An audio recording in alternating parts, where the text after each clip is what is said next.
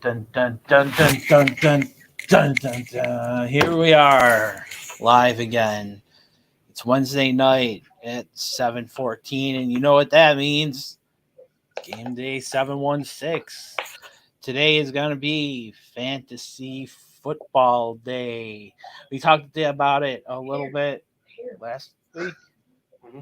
Yeah, we broke down all of the offense. We broke down all the offense quickly. We did top tens at each position last week. We also talked about draft strategy as well. And draft strategy. So today we're going to talk top tens and draft strategy. No, we're going to get a little bit more into how our league works and then how certain players might work within our league and certain players who may not work in other leagues work within our league and how awesome our league is. So, and then we're also going to talk about fantasy rumors, or actually, I guess it would be NFL rumors because things that happen in fantasy aren't real. So, Fantasy. that's why it's called fantasy. Yes.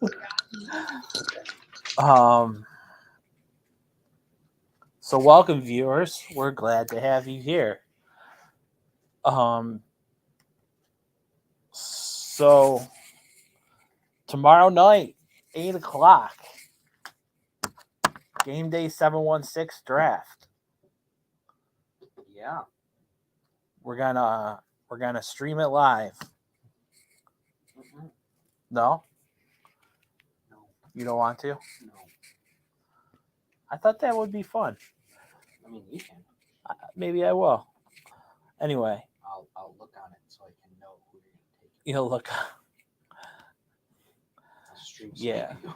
So here's what's going on in the world. Damian Pierce is leading the Texans committee. Rookie, right? I He think. might be a sneaky flyer late.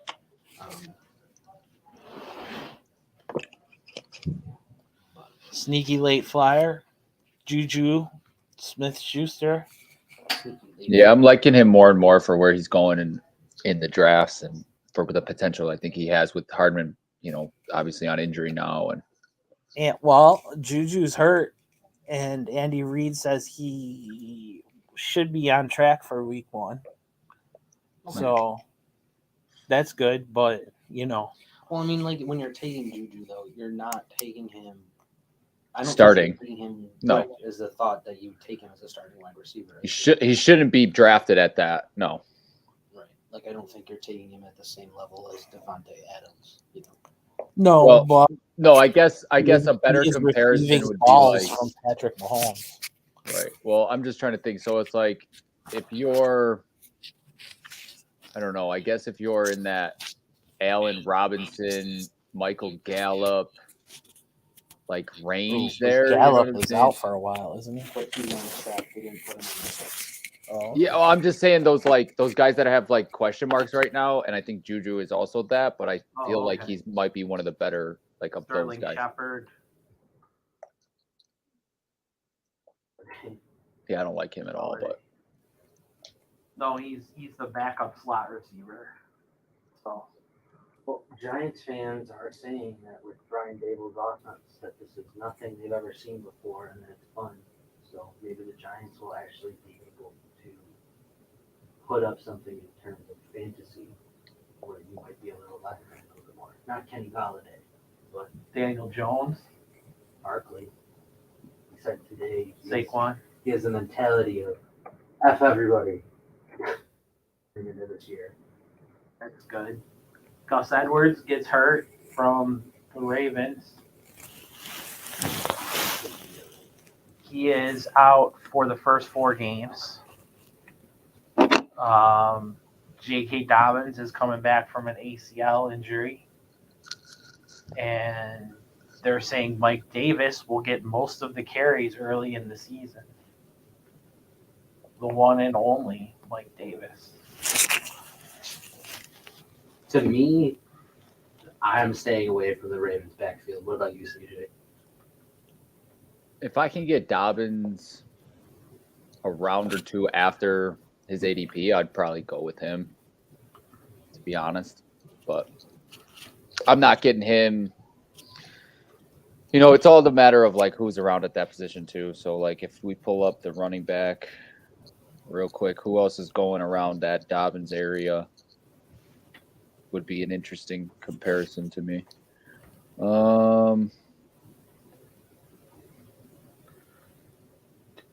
So you got Eli Mitchell, ATN. I'm going with both of those guys over him, to be Over honest. Dobbins, yeah. Yeah. So those are the guys that are in that same. Travis Etienne from Jacksonville. He said something else. I said him and Mitchell. Him and Eli. Oh, yeah. Like I'm going with both of them over Dobbins. But if you're telling me if you put Dobbins there with maybe Hilaire, Sanders, and Jacobs, I'd probably consider him. You know, it really drops off after that. It does, except in our league where It's just all you need is 2 runs a game and you're relevant, I guess. Yeah. But just speaking to the starting running backs and stuff like that, I just read something about Carter in the Jets is starting over Bryce Hall. So apparently Hall just has not looked spectacular in the preseason, and I want to say Carter sat the second game while Hall played with the second team. The second team. Yeah, which was Mike White, and so all the starters sat and Carter sat with them, and then Hall played. So I don't know if that tells you much, but they're still saying that Carter is RB1 there until Hall, which I guess it's a matter of time. You get a guy so early, I don't think you might be punishing him. You know what I mean? Like putting him with the second guys and just kind of like, yo, get moving, you know. Yeah, I agree with that. I think at some point they'll hand it over to Breece Hall, right? Well, I mean, you also have to, I mean, that's, I would assume, the plan. But, I mean, if he keeps shouting, I mean, if he doesn't get the other. Well, okay, so let's talk about some teams.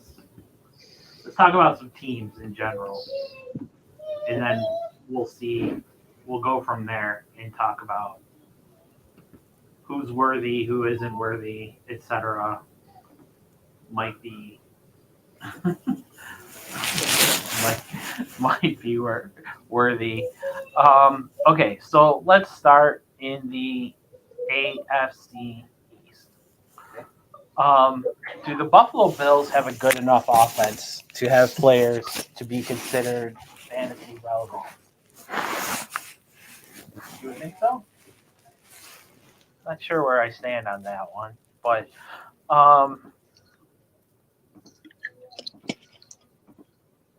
so are there any players on the Buffalo Bills offense, aside from the offensive line, who aren't fantasy relevant?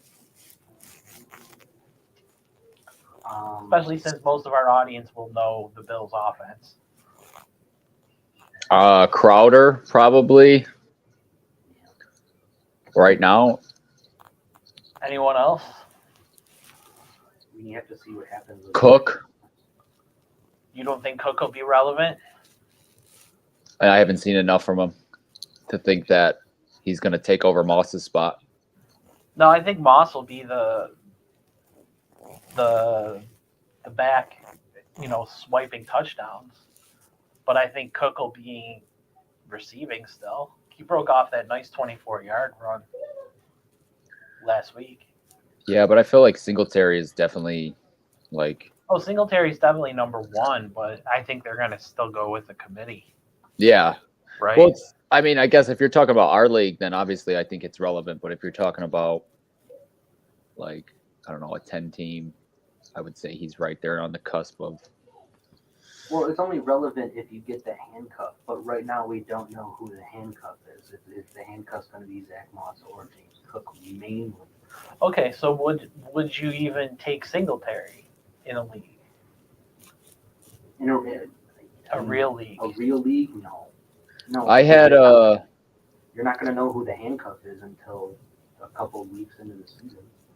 I had a mock draft in a 12-team league I did yesterday, and I was able to get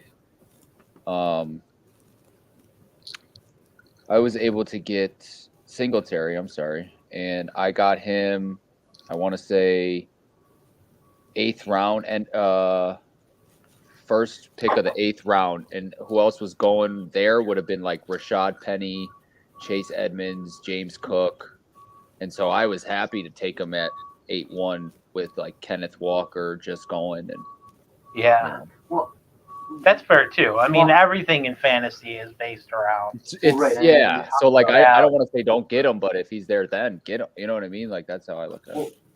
yeah, I mean, and we did say that in our last show when we were talking draft strategy. You know, if you're at a pick like that and a guy who's there and it seems too good to be true, you know, take the guy. Mm-hmm. You know, Right. Yeah, and I think regardless of those questions, you know what I mean, like, and which are legit questions as far as like why he's probably not going higher, but yeah, I just feel like get that round, and it's to me that's going to be your highest upside right away. right? Because I mean, like even at that point, you're just stashing him on your bench if you're getting him that late. Or Yeah, I putting think him he's in my the line. 4th running back. You know, Right.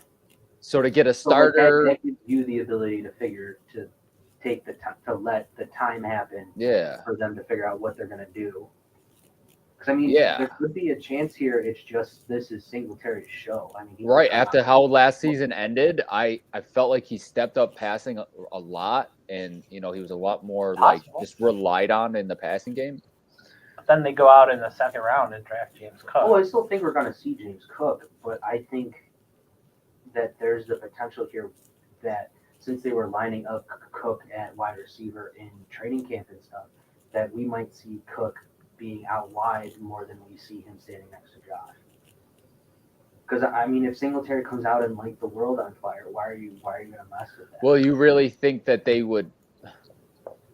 You really think that they would line him up as a wide receiver more times in a game than he would line up next to Josh? with the receiving core that they have. I really don't see that like possible. No, I'm saying like he would just be used more as a wide Oh, receiver okay, I got it. and out wide than he would be taking snaps from Singletary. But Singletary has to come out and probably have 3 consistent games and be like, I belong. I am your RB1. Yeah, Because as it stands right now, he is RB1. But bringing in a guy like James In a Cook- committee. right? He's in a committee, so Yeah. you'll. But want, he's in a committee where one guy might swipe receptions and another guy might swipe touchdowns. I mean, doesn't Which- it always feel like they're on And somewhat there's of a Allen. short leash, or no? Like, doesn't it always feel like the running backs are on a short leash? Like On every team? well, not like the Bills specifically. I feel like Yeah. with McDermott, I think that was a Dable thing. okay. I don't know. But I don't Then know. think of Singletary Moss. also- I mean, he had all those fumble issues too. Right, and then you think of Moss and how they really, really tried to give Moss the reins a few times last Right, year, because Singletary was hurt. and Right. then took it away from him. It was like you're in the doghouse, you're not even playing. And then you look at But I read that Moss played the entire season hurt last year. well, I mean, look at the Breida also, right? There was a game there with Yeah. Breida where they had him on for some crazy amount of snaps that he hadn't played in 3 years or something like that, you know, and Yeah, it was like what 85% of the snaps to Yeah. Breida and like 15 to Moss or something. that was a game or two during the season that they tried to do that, and then they yank him. You know what I mean? So it's like I just kind of feel like they've just had a short leash with the running backs. But I guess when you have so many, you can do that. You know? And also when you have you have a good wide receiver core, you have a good tight end, you have an offensive line that's able to pass block well and run block well. Yeah, and I think So, your like- main run focus is Josh Allen, right? Not the running backs, right? And so I think that doesn't help them either. Well, I think it helps them in the fact that they maybe can use Josh as a decoy. Well, you're getting less think snaps. I guess you could argue that the value of the snaps are higher, right? Because you have more people focusing on a quarterback rather than the running back. But that doesn't lead to huge statistical games, which they don't have. You know what I mean? Like none of them have really ever had a 150-yard game or even over 100 yards. I don't really remember Singletary getting that, I think he did down the stretch, but yeah, maybe not. But he wasn't consistent. That's his issue. Is he isn't. He looked like a viable number one running back at the end of last At season. the end of last. Yeah. But he can't also use those 4 games, 5 games where he was really good in that second half of the year and go in thinking that, he can't not light the world on fire if he wants to be the guy. Yeah. Which it seems like he does. But everyone does. Right. So, all right. So, okay. So let's just assume. Here's what I'm going to say. Everyone in the passing game. Well, your top 3 receivers, right? McKenzie, Davis, Diggs, and Allen are viable offensive, and Knox. You're putting Knox there. I definitely think that Knox is going to be more involved. I think the two players who are going to have the biggest jumps in terms of fantasy that honestly people should be targeting are Davis and Dawson Knox. I think obviously Davis is stepping into a larger role, so obviously his numbers are going to go up. But after what we saw in the playoffs against Kansas City, where Josh threw 4 touchdowns, and there's obviously some sense of trust there. And then the one drive that they play in the preseason, who does Josh throw the touchdown to? Gabriel Davis. So, obviously Josh loves throwing the ball. Josh trusts him to come down with the ball, so I expect a big year from Gabe Davis. But I also think that Dawson Knox is turning into one of those guys at tight end. His rankings don't seem to. He's underrated. I think he seems to be ranked like mid teens to late, or to 20, like mid, like in the late teens. And I think that's great value because I think having him as your backup, as maybe your backup tight end, or even as your starter, is more than a viable option for him. The first half of the year he experienced some drops, but in that second half, I don't remember him having that much of an issue. Yeah. And then, are the Bills gonna throw the ball enough this year to justify all of these guys? I'm not saying on one roster, but to justify the fantasy relevance of all of these guys, though. Yeah, because I'm pretty sure Dorsey came out, the offensive coordinator came out and said that they're going to focus on keeping Josh in the pocket more as a passer. Mm-hmm. So, sure, that could be a smokescreen, but I also don't think the Bills really do that. So I'm going to take what Dorsey said at face value. If that's the case, That's a psychopath. Right. But like I said, I'm gonna take what Dorsey said at face value, and I wouldn't be shocked if Josh got close to 5,000 yards this year. Also his running has consistently gone down every single year, and his passing yards have consistently gone up every single year. So I think also just having Josh Allen as your quarterback makes these guys a viable option because we know he likes to spread the ball around. So, if Diggs isn't having a good day, he's not going to target Diggs and he's going to trust Isaiah and Gabe and Shakir or Crowder or whoever to get it done. Yeah, and what about Shakir? And Crowder, I don't see that. CJ?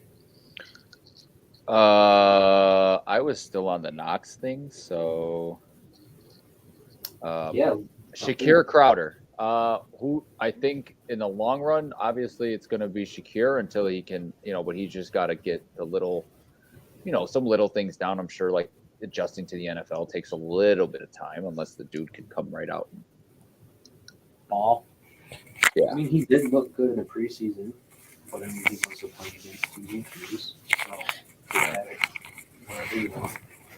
But I mean, yeah, I mean, he's just gonna have to earn his playing time. But I mean, until he earns enough playing time for it to be a significant amount, I don't see. So Josh had 763 rushing yards last season, which is the most of any season he's had. She's in the basement. Doing what? And She might be playing with the water. Go make sure. Why, she's home. hold on, why don't we let CJ make his point about Knox and we'll come back. Okay. So CJ, you wanna make your point about Knox? Oh, yeah. So just as far as fantasy value, right? Like we were just talking about him and stuff like that. I just felt like going back to these couple mocks I did, I got him in a couple leagues, and again, that sounds a lot better. I don't. Oh, never mind. And again, it was let's see here. It was T.J. Hawkinson went obviously before him, but it was Dallas Goedert went right before him, and then after him was Zach Ertz. Goddard, Ertz. I'm even like I'd go as high as Schultz. I'd even put Hawkinson in there. I kind of like Knox more than that, right? And so if you're giving me an option of either getting Dalton Schultz in the 5th round, 6th round versus getting like a Miles Sanders, who's like a running back, not your starter, but a guy that you're gonna keep on your bench and hope that he does well, I'm going with that high upside running back way more often than I'm going to go with a tight end that high. And so I'd wait and I'd get Knox, and I'm fine with that because I like him better than a lot of those guys in his general vicinity. I mean, he was second on the team in touchdown catches. And yeah, he had a lot of touchdowns last year. I he remember did that. 49 receptions. Right. Which isn't bad. Neither of those are bad. They're just not. They just don't put you in a top echelon of tight end. Yeah, but I mean, if you think I'm about, just saying. no, I'm not like, saying I'm he is in the top echelon, but I'm saying that you should target him because of how late he's going. And because that's what CJ said was based on his value. You take the high ceiling running back over the. Sure. Yeah. Obviously, it depends. Unless some mega tight end falls, but I think Knox will be a viable fantasy option. I mean, his numbers are nothing to sniff at. So. okay. Anyone else on the Bills?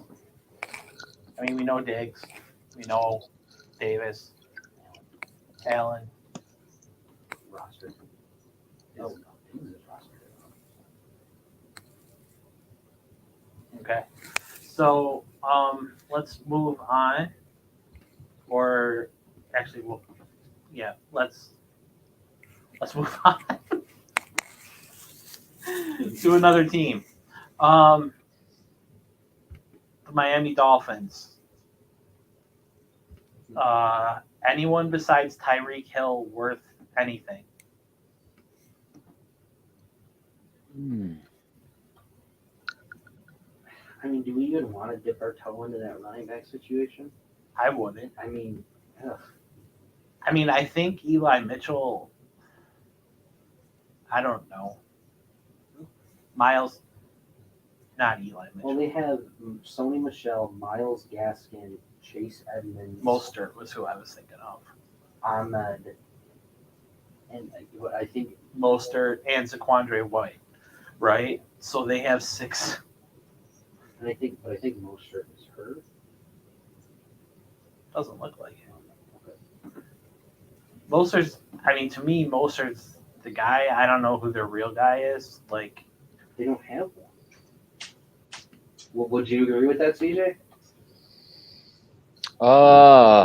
It's tough because I haven't seen anything come out of camp, or I know I've heard Mostert looks like the fastest or whatever they were saying, and he really I know I've heard good things about him, but I don't know who's taking over that spot. I mean, yeah, I like Edmonds, but I think him and Mostert are kind of similar, right? They're speedy guys, and It's about who can be the more complete running back, I think, is what will win it. And I think Mostert on the ground has impressed me more than most of those other guys.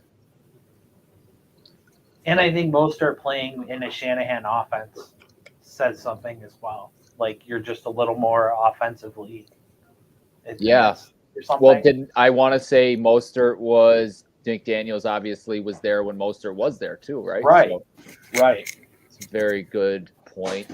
And I think that and Mostert flourished when McDaniels was there. So right. Yeah, that's interesting. I agree with that. Jalen Waddle worth anything? Cedric Wilson worth anything? I mean, I don't mind Waddle, but again, he's going to be late. Like I'm not going for him early or anything. So Cedric Wilson's even later. Oh yeah, off the board. Yeah, probably not getting drafted. What do we think about their tight end situation now that Mike Gesicki is allegedly getting traded? Who's that? Who's right behind Gesicki? There's an Shaheen? Yeah. Hunter Long? Well, the problem with trading Gesicki, and it's probably not going to happen, is because he's on the franchise tag, which is $10 million, $9 million this season. Okay. Fully guaranteed. But they're floating his name out there because he doesn't fit in their offense. Yeah. It could be. I mean, they could be looking to do sign and trade kind of thing. The team would still own him Milford this year. The Dolphins?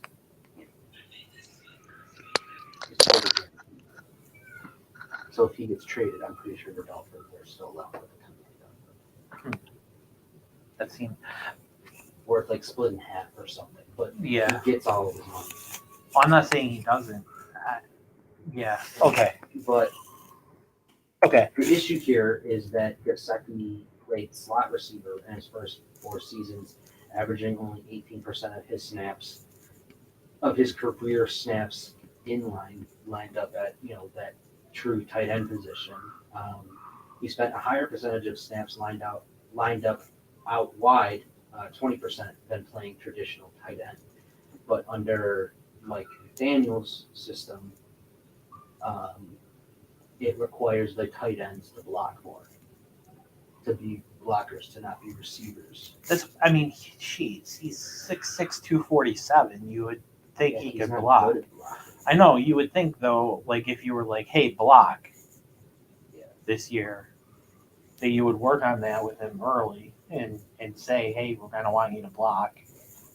And you would go give me a contract then.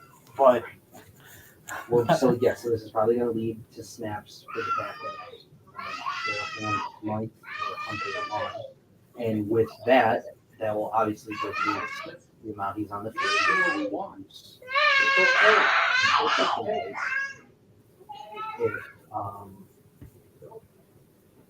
they don't want to.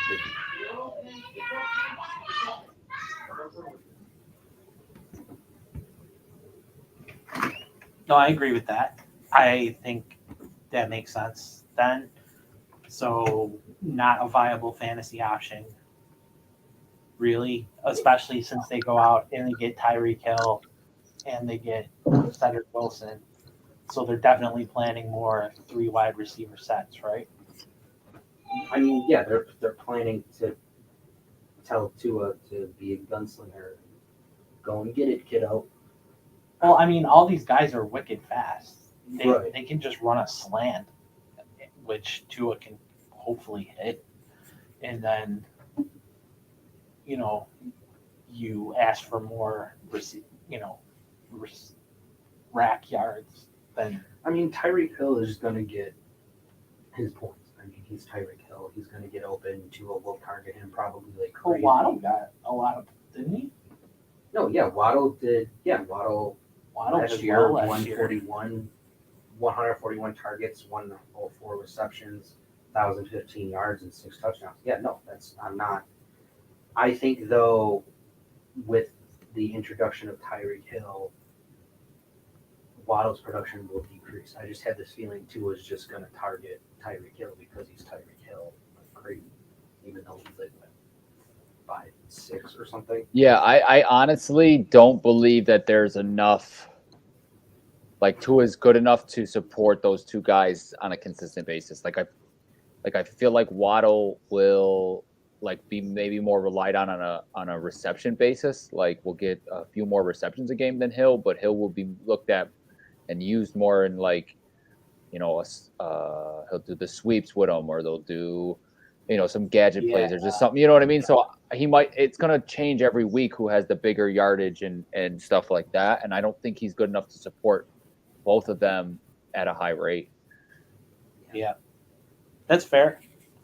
I think that makes a good point. Right. They could have Tyreek running jet sweeps all game and go for 150 total purpose yards, and while Jalen Waddle sat there and got targeted twice and only gets 30 yards. And then do the exact opposite the Yeah. next week. Next week. So who knows? And then So the other part of that is don't trust the Dolphins. Bridgewater winning. Right. Yeah, we talked about Bridgewater last week. That if Tua goes south, they do have the bridge. Moving on to the Patriots. Bill Belichick came out today and said Damian Harris and Ramondre Stevenson are both 3-down backs. That hurts Harrison.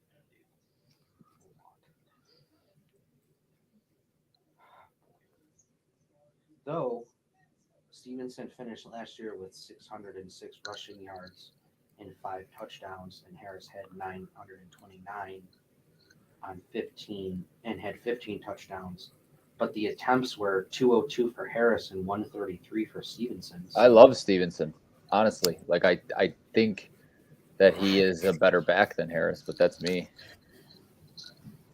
He's younger, and he just hasn't been put through test yet, fully, because he's never been, He's younger by 1 year. Well, I mean 2 seasons, but 1 year. I just mean he's only played one. I think last year was his first year. Second, or this is his second, I guess. Right. Yeah. So. Right. So this is Harris's 4. Okay. I'm with you. Yeah. So that's all I'm saying is that he just doesn't, maybe that, but I raw talent, Stevenson pops more. Yeah. That's fair. Knowing the Patriots, it'll probably be Kevin Harris, the rookie from South Carolina, who breaks out and is their bell cow, all season. But any wide receivers you want to trust here? We've talked in the past about Devontae Parker, possibly. No. Tyquan Thornton, possibly. Is he hurt? I heard that, but I don't see anything about him. I thought he got hurt. Yeah, he's hurt. How hurt? Putting his rookie campaign on hold. So. Right. Yeah, I heard it was serious. I don't remember. Well, maybe he'll be pup, but I don't think he's on there yet. This didn't even. You're not doing well, Noah, with your search.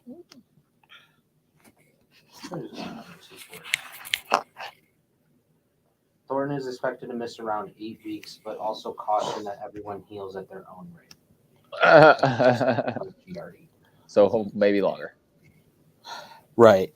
Suffered a collarbone injury. Nelson Aguilar. Nope. So are we thinking Mac Jones is not going to be good this year? They're going to limit him. They're just going to do what they did last year. Okay, so Hunter Henry and Jonnu Smith this year? Oh, I think Henry maybe. He's the only player of value? Yeah, I stay away from both.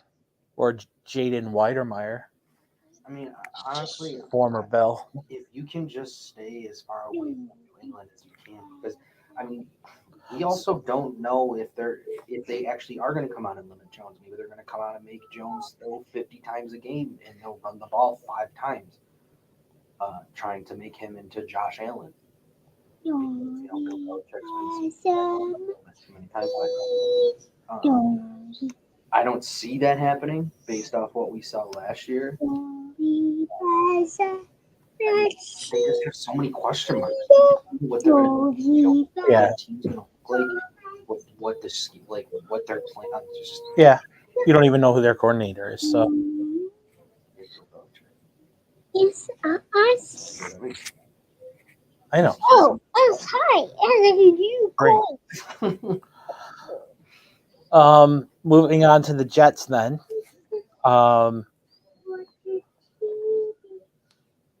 We were talking running back before the show, right? We weren't on the show yet. Okay. About the Michael Carter Breece Hall showdown or whatever. And that Michael Carter seems to be with the ones and Breece Hall seems to not be yet. We think at some point Breece Hall will take the reins, but not right away. It seems like Carter's out there. And how bad that offensive line is, Carter is a viable option because as long as he can, run and have a little bit of a hole, he is a speedy guy. Yeah, he is. He is. He had 639 yards and 4 touchdowns. So yep. That's not great, but then again, you also have to think about he was on the Jets. So I know. I just feel like we're taking every roster except the Bills and saying no one's worth anything. So, and that may be the case in the AFC East. You look at these receivers. Calvin Jackson, Denzel, Elijah Moore, I guess, is worth something. Corey Davis, yeah. I don't think Corey Davis will get drafted. CJ Uzoma at tight end when they just drafted Ruckert as a rookie. So I don't know. I don't know how it's all going to fall with the Jets. I guess they're sort of in the same situation. Well, and then the other thing is we saw Zach Wilson get murdered in 2 straight preseason games because that offensive line couldn't stop a beach ball. Right. So, do you have anybody you take from the Jets, CJ? I'm not even taking Carter. I just think that's interesting.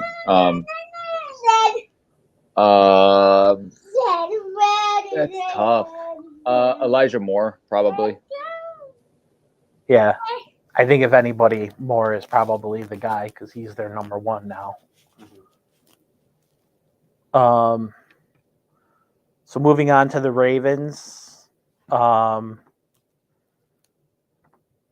Lamar Jackson, obviously a very high pick.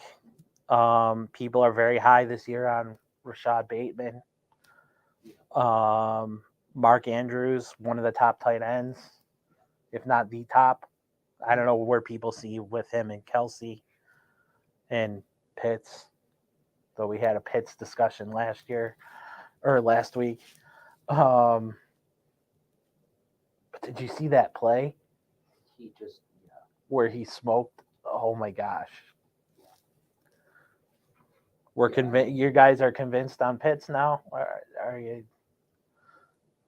I don't know. Well, we'll get to him when we get to the NFC. So do we trust any of the running backs? Dobbins, Mike Davis. Dobbins is still being ushered in, right? Mike Davis is going to get the snaps in the beginning. Mike Davis was good 2 years ago. Last year he sucked. Well, he played for Atlanta 2 years ago, right? Last year he played for, or it was Carolina 2 years ago when McCaffrey went down, right? He did really well in McCaffrey's place. Right. I think you could take a chance on Dobbins and stash him, and yeah, like what CJ was saying before. So I'm also very high on Bateman. you're high on Bateman? Yeah, I think he's a solid number one. Jackson has to throw to more than just Andrews. And they lost Hollywood, which is who he kind of sort of was throwing to. And then Devin Duvernay, I guess, is there Devin Duvernay and probably Demarcus Robinson. I don't know. I don't know if I trust either of them. No. So let's keep going. Where was I? Cincinnati Bengals. They are the next. They are the next roster of discussed players. It's your boys, CJ.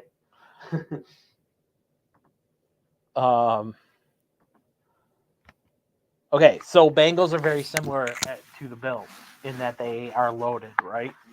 So there's not a lot of guys to worry about not taking with the Bengals in the same way as we feel about the Bills, right?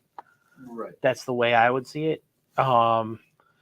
Yeah. Jamar Chase is legitimate. T. Higgins is legitimate. Tyler Boyd is legitimate, right? Joe Mixon, definite, worthwhile running back. Joe Burrow, a top 10 quarterback, I think we sort of decided on. Yeah.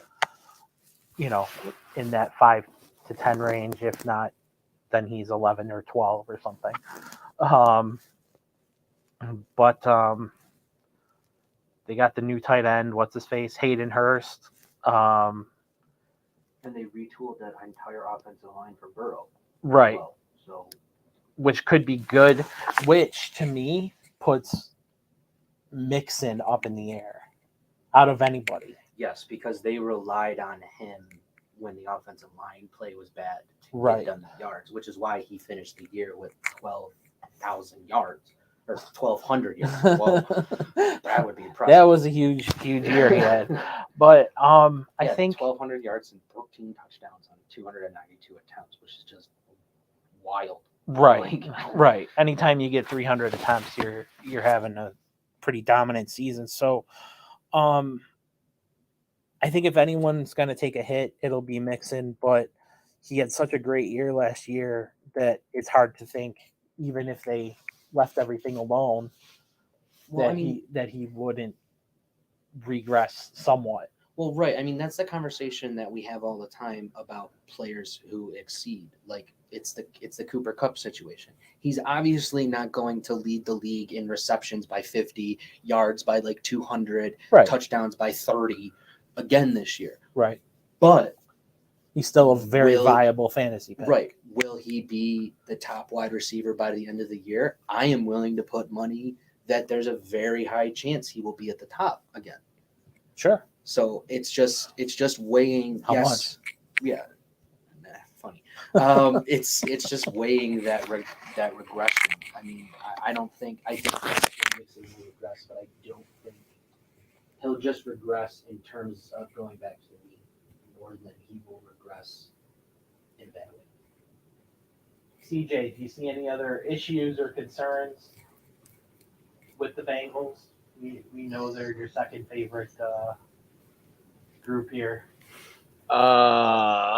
So I guess to your white uniforms. I love the white helmets. I know everyone loves them, but I am not a fan. I'm mad they're not in Madden yet. I'll say that.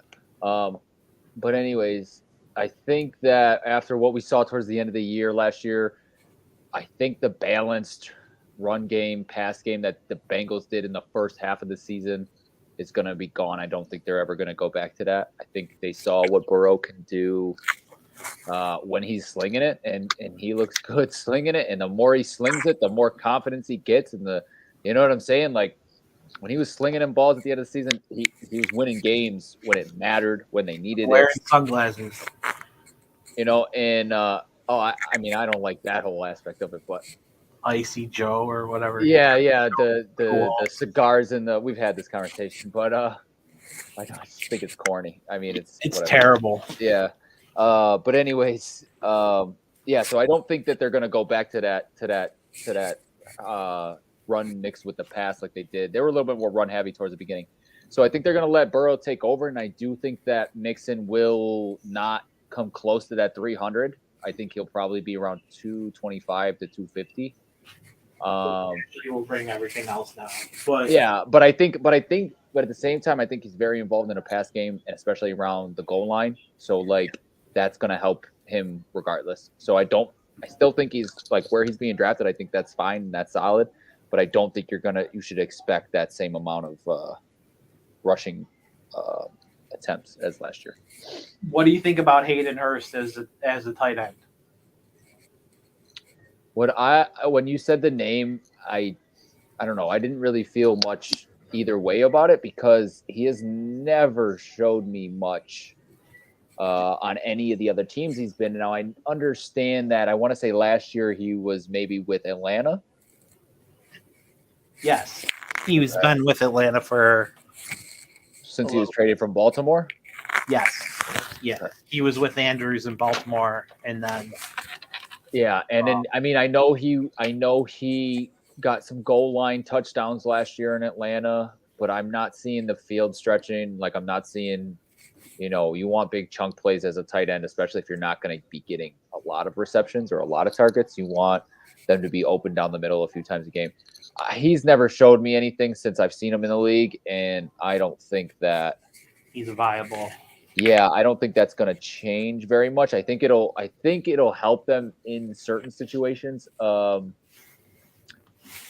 tight end that I'm big on as far as fantasy that a lot of people I think are overlooking is the tight end in Denver. And the reason I say that is because they got rid of Fant. Whatever his name is. Yeah, that's why Albert O is what instead of butchering it, I just said the Denver. You know what I mean? But he literally goes by Albert O. Okay, and they have nobody else there. They got rid of Fant, right? So Yeah. I think his opportunities, and with Russell Wilson there, I think he's a guy you guys should be looking for late. You know what I mean? And I think he'll do a lot better than a lot of people expect. But yeah, as far as him on the Bengals, I mean, I could see him getting a couple touchdowns. I don't know with the wide receivers if he's going to be as involved as he'd like to be, but I don't know. He'll get yards and receptions. He just probably won't get a ton of touchdowns. See, I don't think he'll get yards. I think he'll get touchdowns. Like, I think he'll be like Dawson that Knox. 2 yard. Yeah, that 2 yard. That 2 yard. Because that's what he did in Atlanta a lot. Is he was just there towards the goal line, and he would just get in at the goal line, kind of. And I think it'll be somewhat similar there. So would you maybe want to take Hurst in a PPR then more than you would in a quote unquote just traditional? Because I mean, if he's getting those receptions and you're getting the touchdowns, he would be getting more points in PPR. So Actually, I think it would be the other way. Yeah, I think you'd almost want to go more of a non-PPR. As I don't know if he'll get the receptions. Like I don't know with all those wide receivers if he will consistently get enough to warrant a PP. Warrant to say he'd move up 5 spots in a PPR league. You know what I mean? Yeah. So I mean, will he warrant anything to even get drafted? Hurst won't be drafted. No, unless you're in 14-team leagues or 12-team leagues. I don't think he's even. I missed my 14th league. Yeah, I mean, That was fun. thins out the herd, Yeah. But yeah, no, I don't know. I think he's somewhat irrelevant at this point. He hasn't proven anything. Yep. The offense is intriguing. Don't get me wrong, but at the same time, we've seen this happen a few times where big guys go. Pick him up on the waiver wire after 3 weeks if he's worthwhile, and go from there. He'll be one of those guys you can maybe he's playing team a little bit pass defense and you get tight end. There you go. Yep. There's your flyer for them. Let's go to the Browns. Nick Chubb, Kareem Hunt. Anyone else? Deshaun Watson suspended for 11 games. Cooper is like an enigma and is very tough one to call right now. Yeah. I mean, Njoku's there, but Yeah. Well, Jacoby Brissett is the quarterback, right? So let's start there. Right. Brissett's for the first 11 weeks. Brissett's not terrible. He's just not good. So let's just. I mean, I say Nick Chubb and Kareem Hunt, and I wouldn't touch Amari Cooper. I didn't do it in Dallas. I He's never like everybody wants to make it. I completely agree with you, CJ, because I was just about to use the exact same word. He literally is an enigma because everybody wants him. Every single team wants him to be a wide receiver once, but he never like gets the ball. Yeah. I mean, ball. in my opinion, like watching him his whole career, right? Like when he went to Dallas, like he went off when he first started playing there. And I think he needs that little bit of like fire of like getting dissed by another team to actually play well. And then when Dallas was his team and they loved him and blah, blah, blah, blah, blah, he started to not seem to really have that fire, you know? And so I think how that ended in Dallas will give him something to want to fight for and will kind of reignite that fire in him that we saw when he first went to Dallas. But I don't know if the quarterback play is good enough. I will say that I'm grabbing Deshaun Watson in like the 14th round most of the time, and I'm, you know, he's still available. I'm gonna sit and wait for him, dude. Like I know that like my morals are terrible, and I'm an awful person for that, but Oh, I was making him this face because why would you want to waste a pick?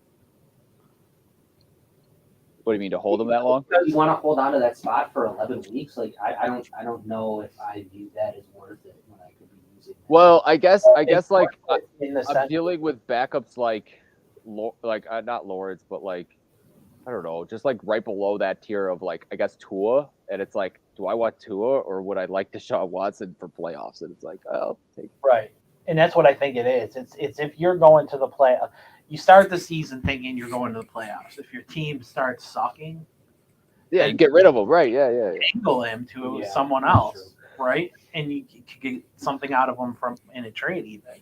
Yeah. Or Yeah. just drop them. But if So I think you start the season maybe drafting them. Yeah, I mean, the intent is for my first 10 guys to always be there, right? You know what I mean? Like, that's the ideal scenario. But in my mind, if I'm going to keep Tua on my bench for 11 weeks, I'd rather keep Deshaun Watson on my bench. Right. Right. Yeah. Steelers. Speaking of enigmas, I think their whole team's an enigma right now. Yeah. They haven't. Najee Harris Yeah. is a lock. We don't even know who won the QB battle yet. The QB Beatle hasn't been established yet. Trubisky. It seems to me that Mason Rudolph is out based upon the Yeah. time people have gotten. I think So- he just had his opportunity in their eyes, right? And Yeah. What? I said I don't think they've ever liked Mason.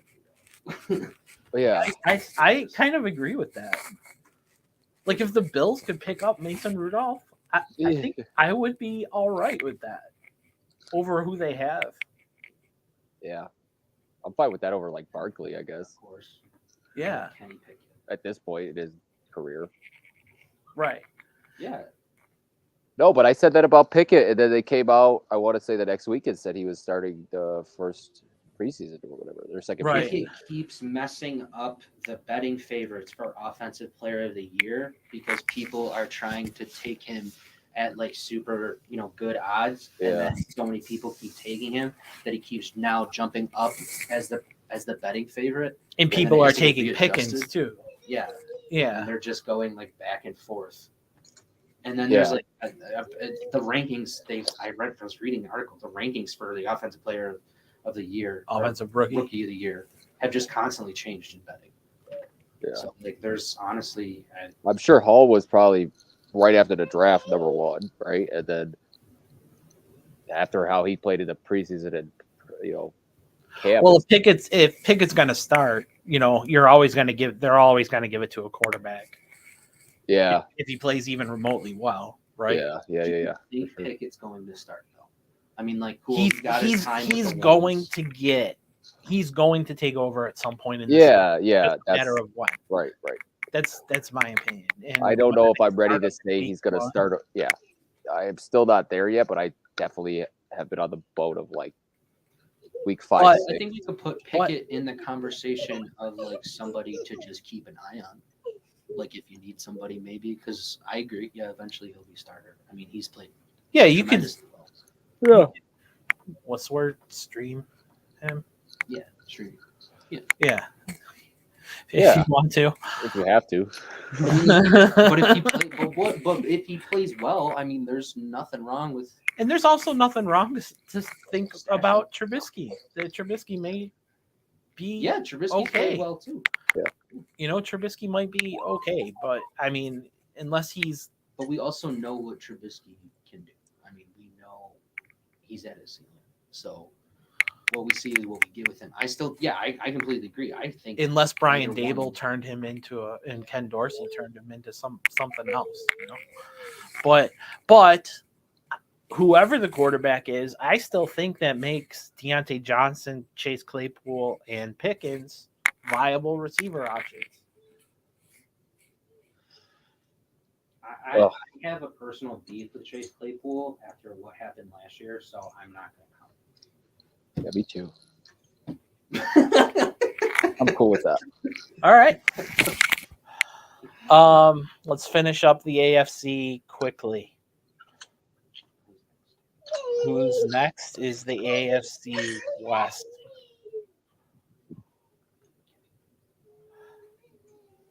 Sorry, AFC South. Texans. Damian Pierce just been named the bell cow at running back.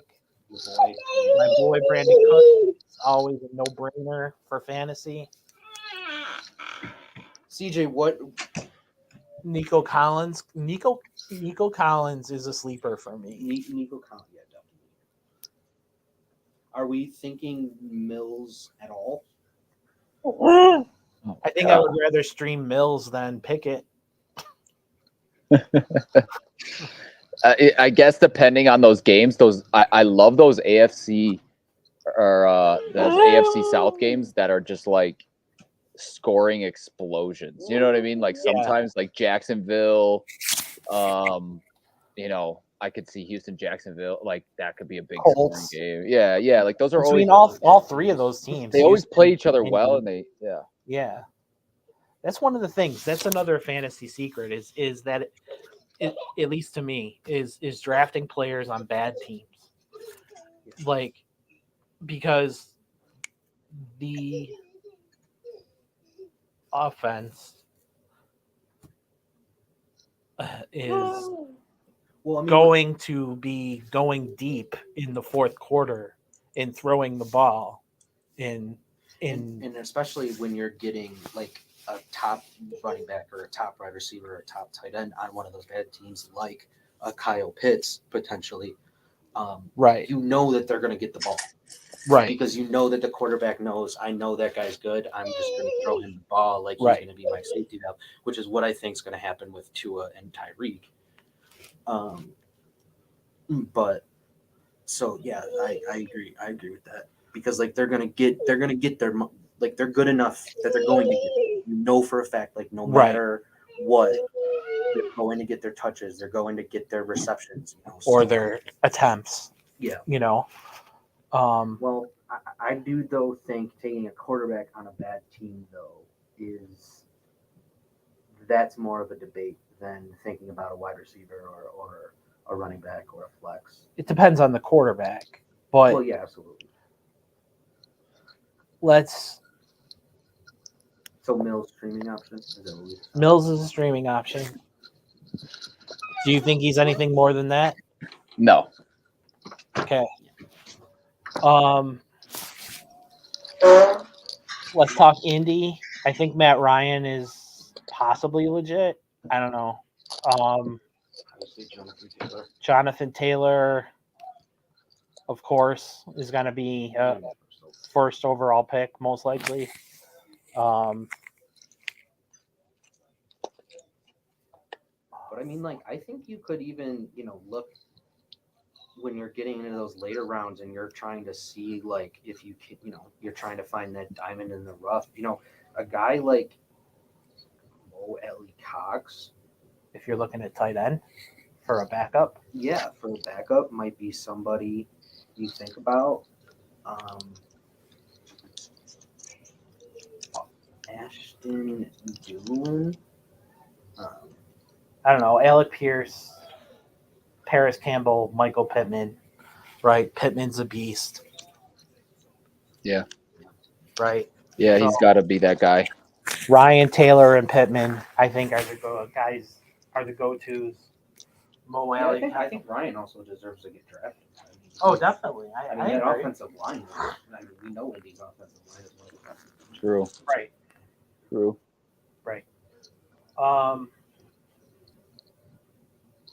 Jacksonville. Where do we stand with Trevor Lawrence? I think Kirk will do well this year. How about ATN? I'm drafting him in a lot of leagues if I get him. James Not Robinson. reaching, but James Robinson coming back from a pretty serious injury. Yeah, I mean, They even said today though that ATN's gonna be number one in the rotation. but Robinson won't be back for a few weeks, right? Yeah, I think so. He's still listed as questionable, oh, he is expected to be ready for week 1. According to Peterson. so he's listed as questionable for the. Yeah. Another sleeper player to me is Laviska Shenault. Zay Jones is on Jacksonville. Zay Jones is on Jacksonville, and he's their starting slot, I think. Evan Ingram is also on Jacksonville. Evan Ingram is on Jacksonville. Marvin Jones Jr., Christian They Kirk. just like collect all of like the 24 Weird. to 27 year olds Yeah. that are like mid tier. And overpay them. Yes. Yeah.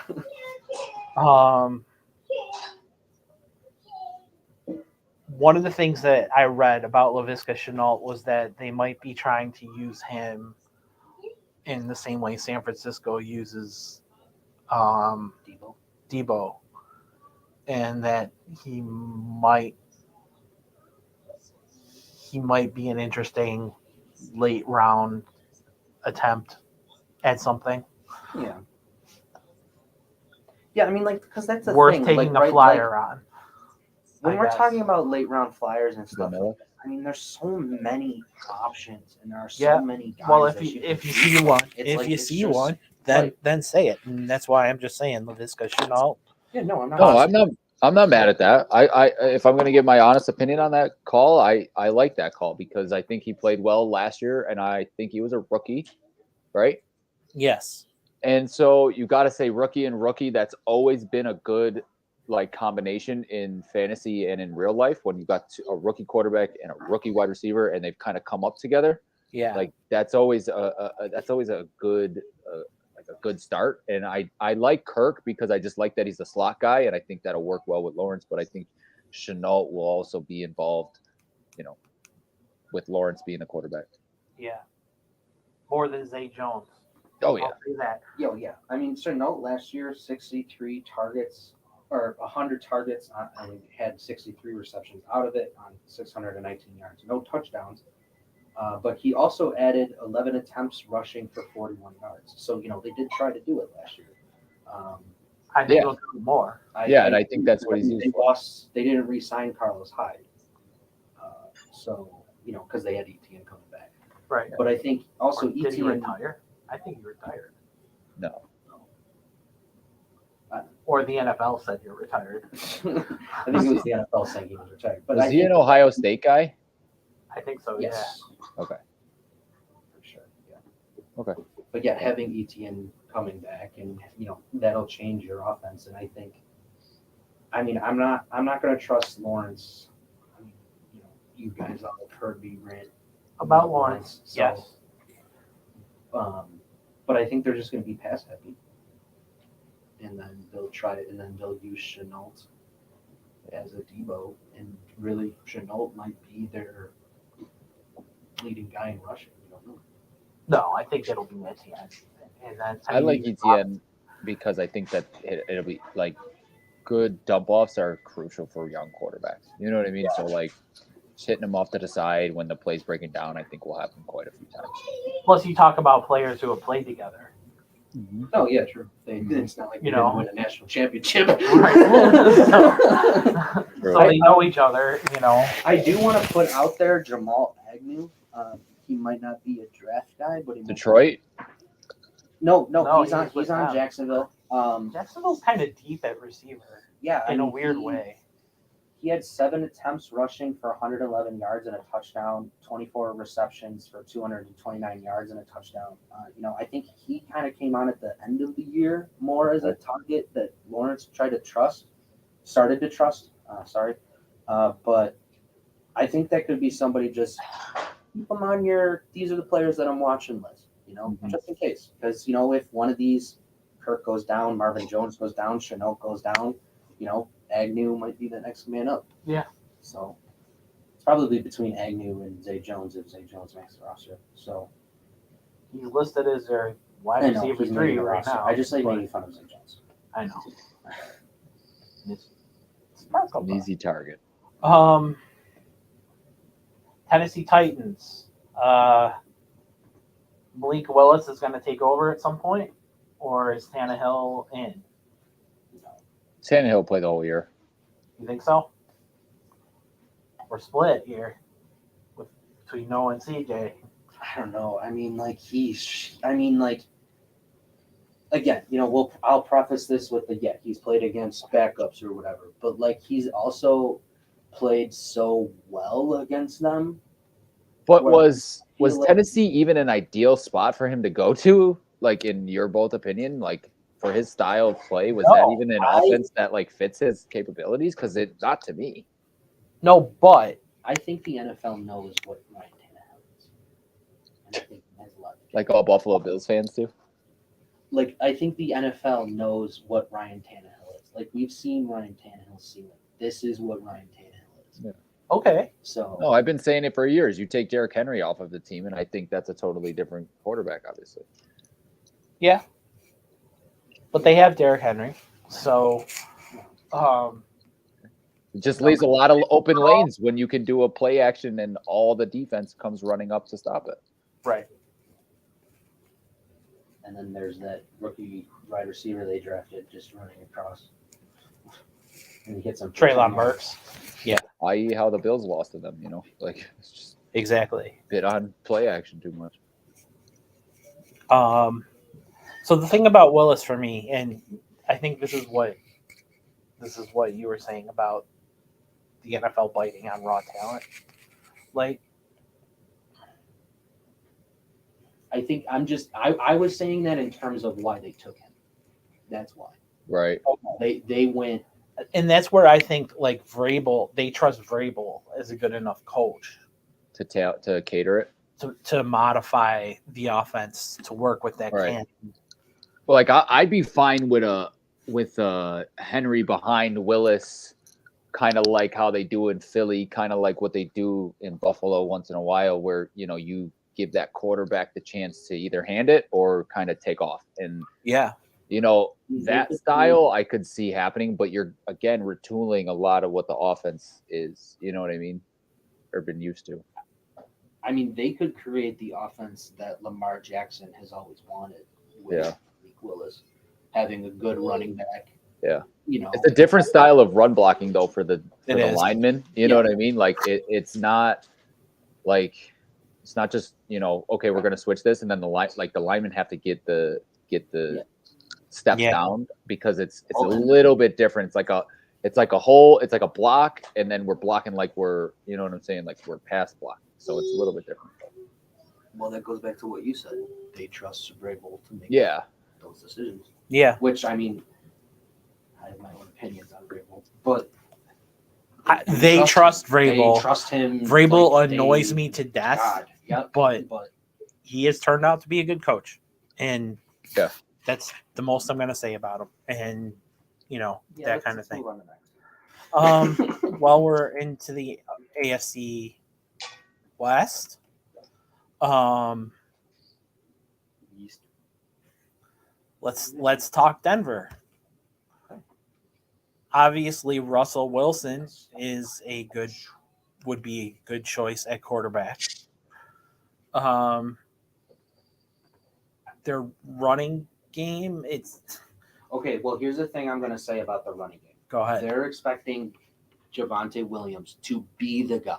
That's like- what like I was not just gonna even- say. Yeah, I think so too. Not even like rotating in with Melvin Gordon. Like it is Javonte Williams' job, and Melvin Gordon is the backup. Mhm. So like I'm gonna full-heartedly put my money into Javonte Williams. I would totally take him. Javonte Williams, I would totally take him. I mean, I've liked him since he was drafted. I wanted the Bills to take him.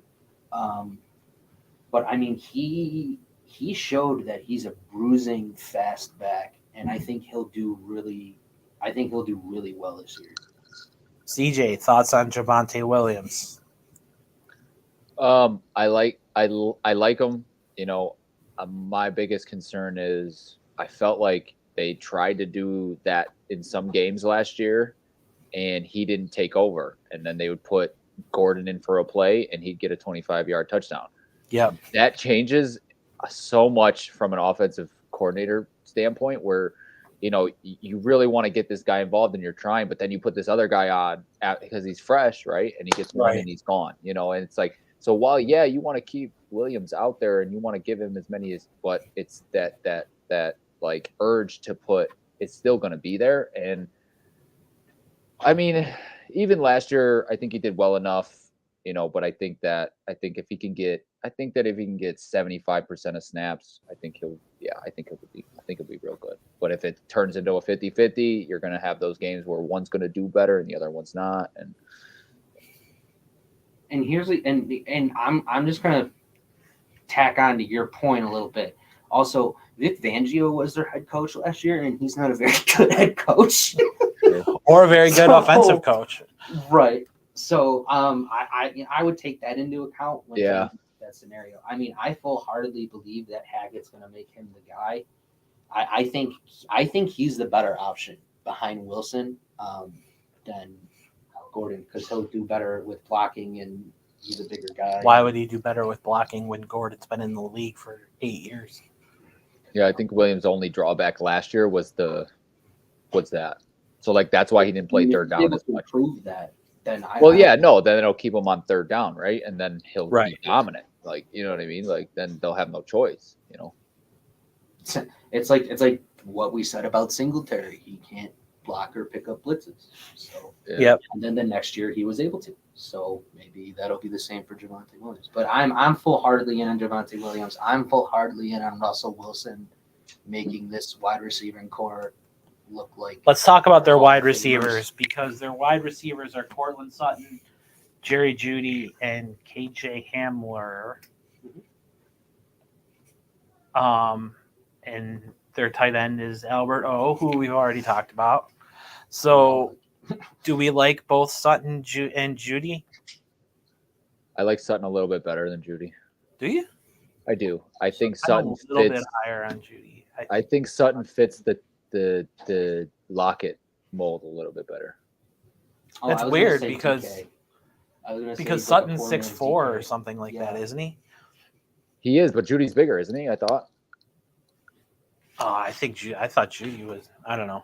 Noah's looking it up. So Judy is 6'1". Oh, he's shorter. I always thought of him as a big-bodied guy. I didn't really think of Sutton as a big-bodied receiver. He plays that way. because What I he like went to about Alabama. Jeudy Yeah, is- Sutton's 6'4". Wow. what I like about Jeudy, I just feel like Judy's hands are really really good. Yeah, but he's His move here. inconsistent on the field though. Like he's just sometimes doesn't show up. Yeah, I'm gonna Ma- put that more on Drew Lock last year Okay. than I am. I mean, I hate Drew Lock. or with a and burning passion. I'll flip that around and I guess same idea. Wilson's either gonna rise him or we're gonna see Jerry Jeudy just be an average wide receiver in the league, right? Yeah, yep. So Like a Watkins or something along those lines. yeah, Yeah. yeah, something like that. So maybe you guys are right. Maybe Cortland Sutton is the better play. I like Cortland. I think he fits better. I think veteran savvy. You know what I mean? Like I think he fits Russell a little bit better. But that's me. So let's go with, we'll say Russ, Javonte Williams, maybe a little lower than his ADP for you, CJ, maybe a little higher than his ADP for you, Noah. Yeah. And then, Yeah, I mean, Yahoo has him ranked as 31 out of everybody, which I think that's fair. But Williams. Javonte Williams, yeah. then again, we're talking about our league. Yeah, and our league's a whole different animal, in which, we have to talk about and we have to get through a lot. So, Kansas City, dangerous. There's no one who people should be afraid of taking, even Edwards-Helaire or McKinnon. Ronald Jones. That is now in there as well. If there's three, It's Hilaire, Jones, Gore, and McKinnon. Gore is that rookie from last year, but he's on IR. GORR or something. Derek Gore, G-O-R. I don't know. Oh, Gore is from Thor. Yeah, no, not talking about that. He's a bad guy in Thor, I think. Anyway, so we think Juju, Valdez-Scantling, Mecole Hardman, and Travis Kelce are all worthwhile, all at different levels, of course. Juju's a little hurt, but not emotionally as far as we know right now. But As yesterday, as of 1:01 p.m., Andy Reid told reporters that Juju Smith-Schuster's knee has turned the corner and should be fine for the regular season. right, turn the corner should. So those are words that make me a little nervous. But they also have Sky Moore back there, who Wyoming? Not Sky Moore. Wyoming. Something like that, but not. Yeah. Oh, he's not even- Well, maybe he's not ready yet. Oh, there he is. Western Michigan. Yeah. Okay. Yeah, I remember this guy now. I don't know. He's maybe he's too much of a sleeper to even I think he's just too much of a sleeper just because, like, we their know- depth. Right, their depth. I mean, like, he's probably going to be on the roster, but I mean, like, out of. Oh, he's definitely making the roster. I mean, you have multiple. I mean, you have three running backs who can catch the football, and you have three solid wide receivers and Travis Kelce Right. and Josh Gordon. He's still on their roster. Not for long. Actually, Andy Reid just has like a thing for Josh Gordon, doesn't he? That's a big Belichick. I think they trade things. They trade romances. Yeah. So Raiders depth chart has Derek Carr listed as QB1. I think that's well deserved. He won the quarterback job. Oh, stop. I'm sorry. Okay. You had something on KC? Nope. We're good on KC. I'm on the Raiders. All right. Yeah. We're Go on, for it. we're on the point. Okay. So, does anybody remember Brady was on an interview, I want to say 6 months ago. It was like, I think it's called The Shop or something, where they kind of sit in like barbecue and talk.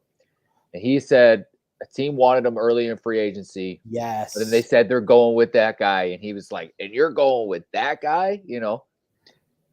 It was Derek Carr. Dana White recently said, like you had said, Noah, that Gronk and Brady were going to go to the Raiders, but then Gruden came in and kind of squashed it, right? He nixed it. Yeah.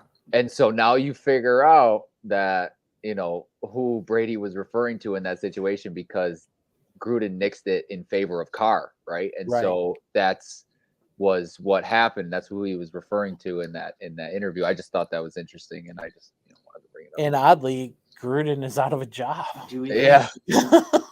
Doesn't Gruden hate Brady? So do you think he just did it out of spite? I was like, I don't want to cook. I don't care. I mean, there's a bunch of different questions, right? Like, how If- long could he last? And do you get rid of what Carr could be for a 2-year rental? You know what I mean? I think you that's do. the question. The Bucks proved it. You do it. So I'm just saying, yeah, that's the question, right? And the Rams just proved it too, to Noah's point. yeah, I mean the deal was basically about to be done, and then Gruden said no. So I mean, to me, that just seems to do with I think that just has to do with Gruden's ego, because I mean, like I feel like he has a thing with Brady where like he doesn't like Brady, but I could just be totally making that up in my head. You could be. But I have a feeling it's a lot to do with ego when it comes to John Gruden. Well, and who was the guy from the NFL Network who was their GM? Because he got Mayock, he got he got fired too. he got fired too. Yeah, they So came to us. their GM and Gruden, who both nixed the trade, are both gone. And you wonder why. Right. So Derek Carr's good. They went with him. They got him. He had a weapon last year in Hunter Renfro. And he gets his best friend out of Fresno State or Green Bay. In Devontae Adams. Those, to me, are the three you can trust. We're not putting Wall around. I don't trust Waller anymore. I have something against Waller. So I'll say that it's like a legitimate like knee issue. Yeah, I mean he's hurt with a hamstring. I feel like he always hurt his hamstring. I mean, like he's injury prone. So I don't know where you stand with Waller, CJ. I guess my thing about Waller is I think that he played well in the beginning of the season. It had a lot to do with Ruggs still being there. And then when Ruggs went out and they didn't have the deep guy, he was really focused in on by Carr. And I think the defense has realized that. So they really shut him down by putting like 2 guys in coverage on him. And that opened it up for Renfro. And that definitely opened it up for Renfro. And so he really struggled towards the end of the season with putting up points and stuff like that. And he just didn't play to the caliber he had played to the year before. But with Adams there, I just think that middle of the field is going to be a lot more open. And so I think he can have I think he'll have a better season than last year. I don't know if he'll have as good of a season as the first season, but I think he'll be better than last year for sure. That's a good take. I'll take it. Yeah, I'll take it too. Nobody else, right? From them. We don't trust their running backs. Nope. Josh Jacobs. No, because it seems like with Josh Jacobs, he's gonna make one mistake and they're gonna put in like the pizza boy. Like, Yeah. You agree with that, CJ? Yeah, I think with McDaniels and Jacobs is not his guy. I don't know. I don't think he fits what he's trying to do as much. So I think he'll be on a short leash. And comes out, plays well, then they'll have to play him. But struggles, then he'll be over quick. it's like it's not like he doesn't not play well, which is just so stupid. Like what they're doing, I just don't. Who? Jacobs, like the Raiders, that they're like. Yeah, they could trade him here if they want. Right. Chargers, again, another super team, right? He's my boy.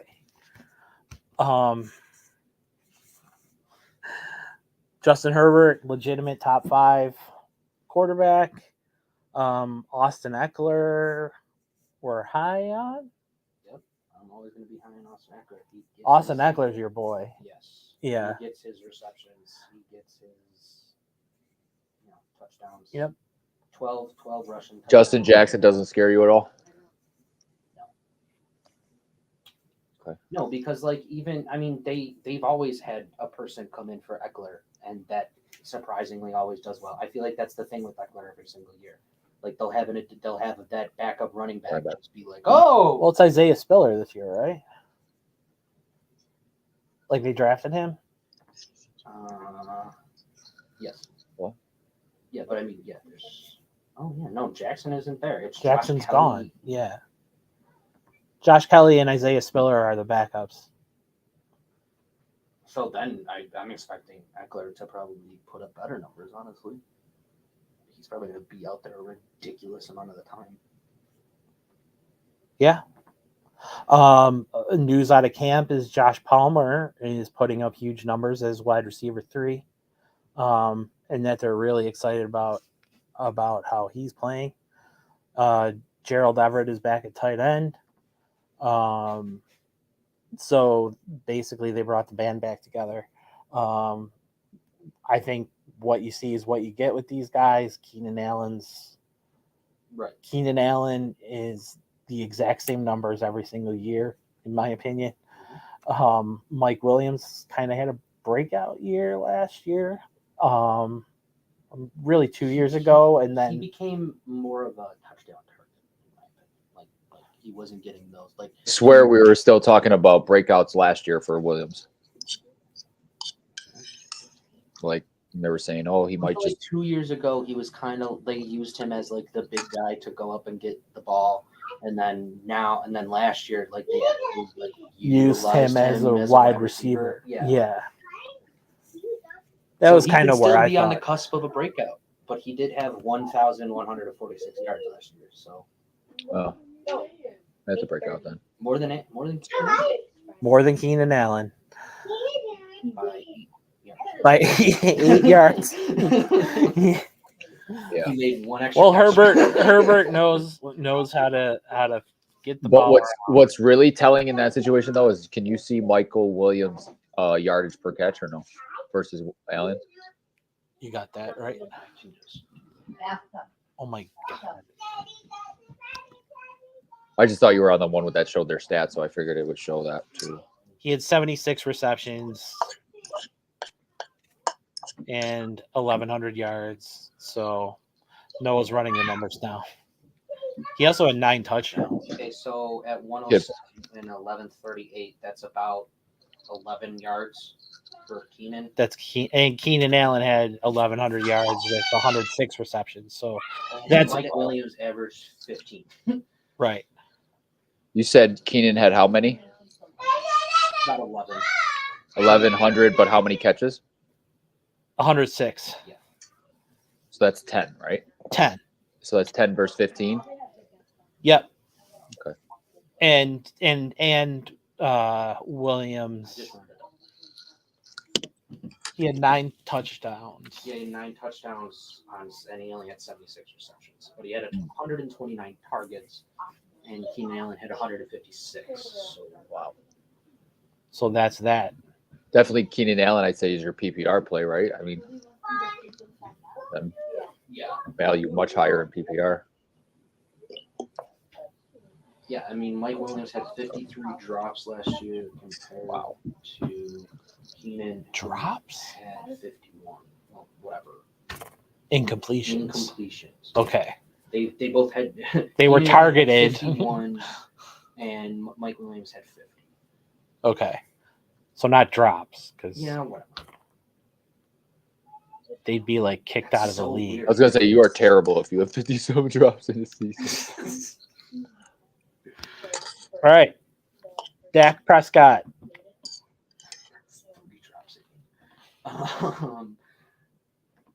Yeah. We talked about him last week. Top 10, top 5, top 10. Top 10. Right? Top 10. Almost 400 yards last year. 37 touchdowns. I know you guys are low on Dalton Schultz. I'm high on Dalton Schultz. We talked about the Cowboys a lot last week. CeeDee Lamb. Yeah, I mean, this is another team where the good players are good, and take them if they're there. Compared, just make sure you're not doing something stupid. Except with Elliott and Pollard. I was going to say, that's your biggest question on the team. Because again, is Elliott going to snag all the touchdowns and Pollard just get yards? And you just don't know. So you got to take your risks, weigh your performance and your risks, and go from there. We have a question. Yeah. Hey guys, needing needing some some advice. Yep. I'm being offered 2 deals: Delvin Cook and CeeDee Lamb for Jonathan Taylor and Cortland Sutton. Also being offered Take it. Kamara and CD for Taylor and Sutton. Ooh, I do Delvin. Delvin Cook and CeeDee Lamb, and he's giving up Taylor and Sutton.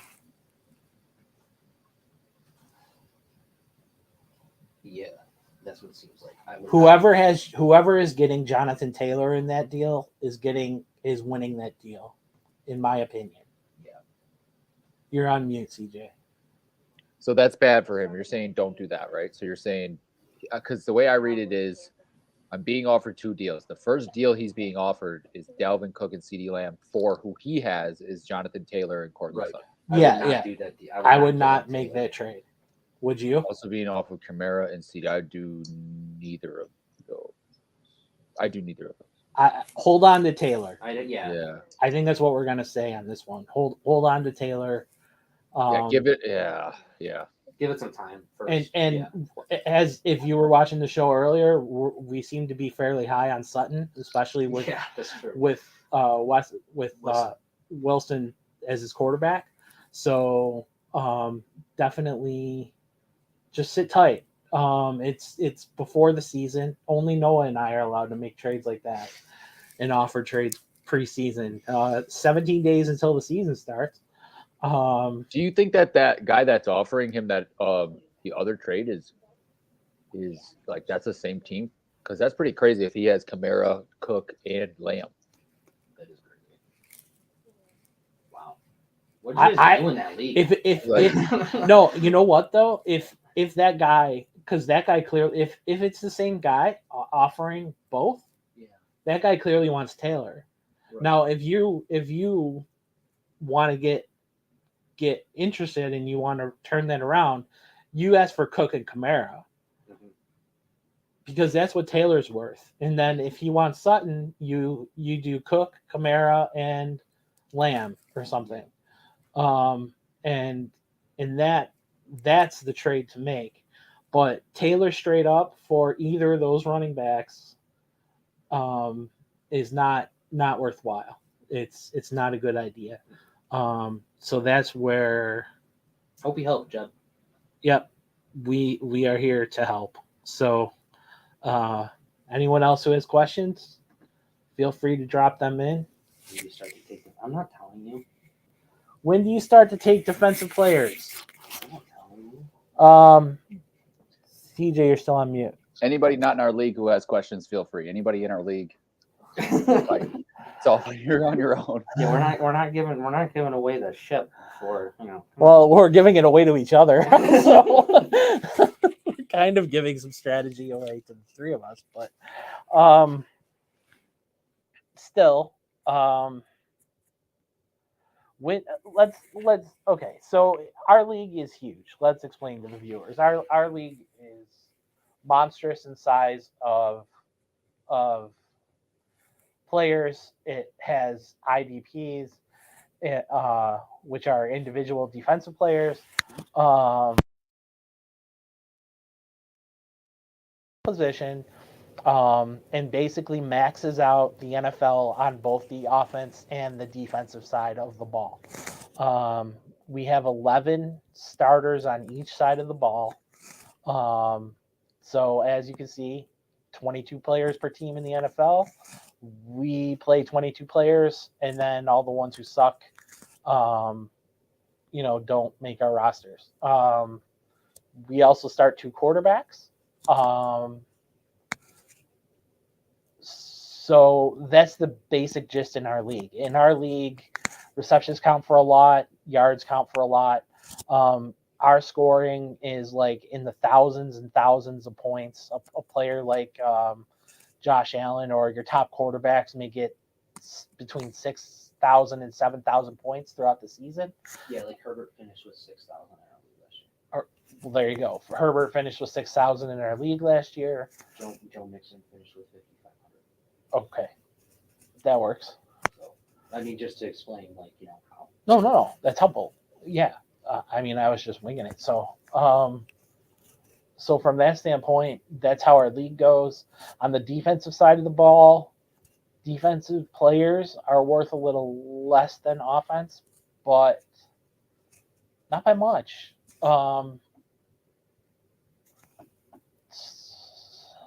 In my opinion, I think you take defensive players. My opinion is probably higher than CJ's and Noah's. I mean, when I start taking defensive players, I mean, it's true. I mean, this is going to be a complete cop out, but it really is just based off the draft board. I mean, like if Do you make your own draft board? No, I just use what Yahoo has, and then I'll pull people that I want to take into the queue or whatever, and I'll do it that way. But I mean, I'll look at what's available. Like if I could maybe get Aaron Donald in round 8, maybe I take that chance because maybe I'm already loaded up at running back or I'm already loaded up at a position, and my value of being able to get somebody like Aaron Donald, who's obviously, going to have a gazillion sacks and a gazillion tackles for loss and a gazillion tackles period because he's Aaron Donald. He's the best player in the Right. league. Yeah.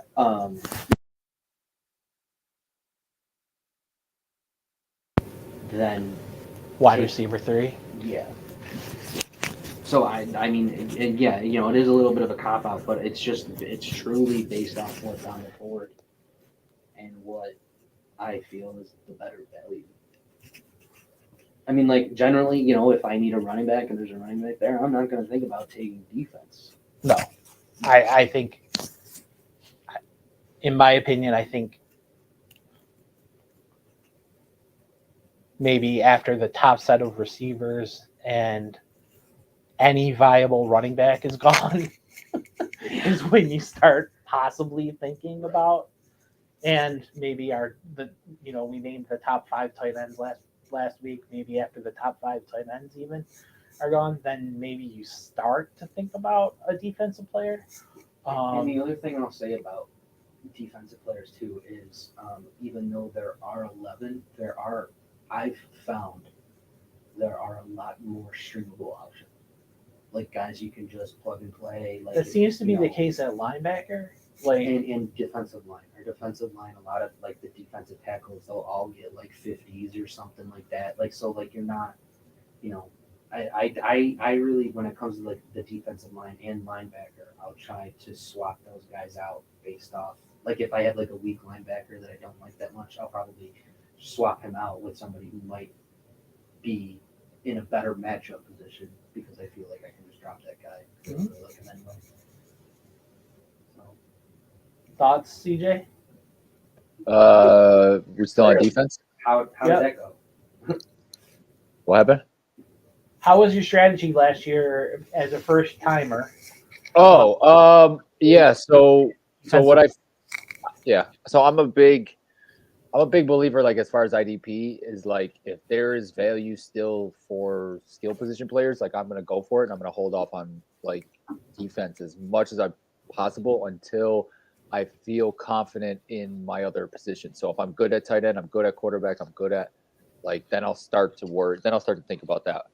The only thing I'll say about this league, what makes it different than the other leagues I've played, is that we play so many positions that the well is not as deep as it is in the other leagues that I play in. So like I can wait in those leagues and get guys off the waiver wire that are going to be that I can get maybe 2-3 weeks in that'll end up being number 1 linebacker or something. Like you can do that if you play it right in certain leagues, but with this one, it's very rare that you're going to find a guy that's going to lead. Like I think Campbell was huge last year because I was able to get him off the waivers a few times, and so like guys like that, but they don't come as often. So I guess when you filled at least, I'd say half your bench is when you're going to start to go for the in this league, go for IDP. I think that makes sense. Yeah. Or you'll be behind the 8 ball and you'll be trying to catch up at up other positions. Right. Yeah. Yeah, I mean, going any earlier, like you just said, you risk that. But I was thinking the other, like you go too later, and you're really going to risk the opposite. Yeah, you're just not going to. You're going to be chasing and having to pick up waiver players a lot sooner. Yeah, it's very similar to leagues with kickers or that kind of thing. If you get a run, right, Right. Which always seems to happen. Which always when seems to I'm happen in the on gap between the 30 25 picks. Yeah. the 25 point gap. So I'm going to announce right now that we are just doing a straight snake draft this year. Oh, dang it. I like that last year. I feel like I got to draft. I got to pick every other pick. We were being nice to you because it was your first I year. was gonna say. But no, that's just how the picks came out last year. And this will be the first year we don't do a non-snake draft or a snake draft. Sorry. This will be the first year we don't. This will be. You the said first it right year the we second do time. This will be the first year we do a snake draft. Every other year we have done drafts where You pick the draft order because you're the draft order is all over the place, and we have had gaps of 30, 40 players. The most I've seen is 30. We had a 43 player gap, a 43 pick gap one year. It's rough. Yeah, well, the good teams still win. Pick in the first round and then 43 after that would just be like I'm pretty sure You that's get what you nobody. did last year to Mac. Good. You're good. Oh, pal. he was so mad. Your good pal. You gave him like one pick in the first The round. first and round. Then, like nothing in the second, nothing in the third, and then he had a pick in the fourth. No, I think he started in the fourth, and Oh. that's why he was so mad. He didn't even have a first round pick. He started in the fourth round. But our league is only eight teams. So fourth round, the beginning of the fourth round, You're below top 25 though at that point. right? So it's not that bad. I mean, when you think about it, If from I that- have to play in a league Just where I remember don't you're get to fine. pick a top 25 player, I swear to God, that is awful to me. But he okay. won. That's true. He beat you. He won the season. Interesting. Yeah, didn't he Interesting. beat you? Yeah. Who beat you? Todd? I thought Todd won. No, 2 years ago Oh, okay. when he had when Oh, this happened, Oh, that's right. everyone went Yeah. ballistic about. Amazingly, T Mac has not earned any medals in this league. But yeah, Oh, that's right. You won last year. I won last year. Yeah. What are you doing? But yeah, so here's the thing about top 25 players is they're only top 25 until they get drafted. And the team that scores the most points wins. The teams that scores the most points wins, and the players that get the most points are then the top 25 players. Yeah. Good players are good players. I think if there's one thing that we want people to take away from this when it comes to fantasy football, it's that good players are good players. Like Regardless of sport versus fantasy. don't be worried if like there's somebody. Yeah, but don't take that as big name means you have to take them though. Well, yeah, obviously. I mean, don't take Zeke Elliott just because he's Zeke Elliott. But I mean, we were talking about Michael Carter earlier. Michael Carter could be a serious fantasy option. So you're this saying year if you behind a terrible offensive line. I mean, So you're PPR, he's good in catching. study or prepare or play Madden to get ready. I would say just have a general idea of what you want. Like, don't go in there and be like, oh, I know these people, so I want to just take them, or like go based off team colors or something. Like, I'd also say just whatever, be fluid, right? Just be fluid. Just Be able to always kind of pivot. change. Yeah, always kind of just be ready to do something Have on at the least fly, two depending on options. what goes where. And as soon as the person in front of you takes the player you were going to take, you always have the opportunity in the chat to say, complain about it. you just took my player. Yeah. Every time. That does happen. You're a lot. allowed to do that. So Oh, okay. that's completely fair. It's on the table. You can say that, or you can use other certain language and that kind of thing. I swear that only happens when I'm gonna have a good season. Like, Yeah. only when I'm not gonna have a good. When nobody says nothing, it's like, oh,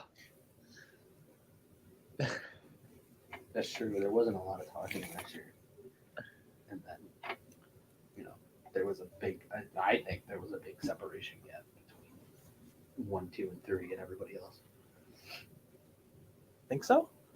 I don't remember I mean, being you- good. you're- I was utterly dominant for most You of were. the year. You were. 3 teams got over 50,000 points. You got to 47, but your second half Was incredible. was incredible. Yeah, I was on fire Yeah, for the it's like second half. Every single one of your players overperformed almost every single. And game. every Like, it was every ridiculous. free agent I picked up was like the right move, and like everything just worked. And Yeah. Well, when you like- make 186, I'd hope. I made 143. yeah, so I finished back fifth. off.